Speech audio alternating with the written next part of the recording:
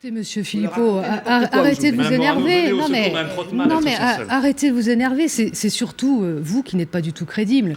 Comme vous le savez, les Le Pen, père et fille, viennent au Parlement. Un beau duo. Quand jamais.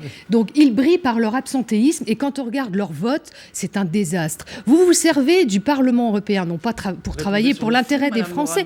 Mais non mais attendez, les gens vont voter. Ce que vous dites est à votre niveau, mais essayez d'élever le niveau. Non mais attendez, ils vont voter les gens. Vous avez une considérable avance, il faut. Alors taisez-vous 2 minutes. S'il vous plaît. Écoutez-moi, parce que je pense que les auditeurs ont besoin de choisir des élus qui vont les représenter et défendre les intérêts de la France au Parlement européen.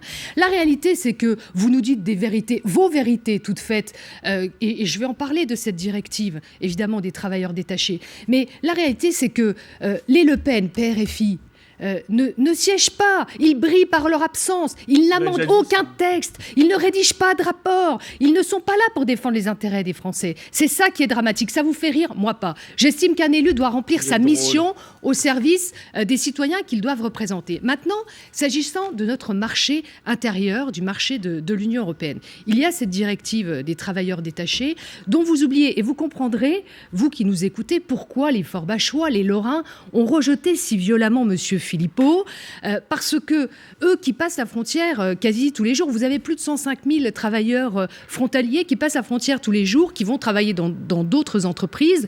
Et imaginez-vous si on appliquait ce que veut Monsieur Philippot, c'est-à-dire on supprime la directive des travailleurs détachés des entreprises françaises qui envoient leurs ingénieurs, leurs cadres travailler dans nos grandes entreprises, enfin sur des grands chantiers à l'extérieur et dans notre marché de l'Union européenne. Qu'est-ce qu'ils font? Ben, ils ne peuvent plus.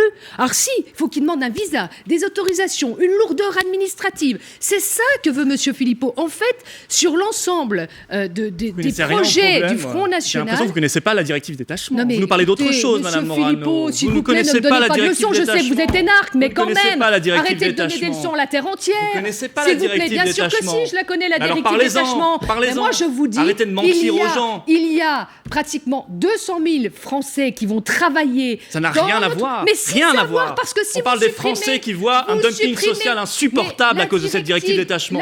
Ça ne vous fait rien, ça? Les PME françaises qui ferment à cause de la directive détachement.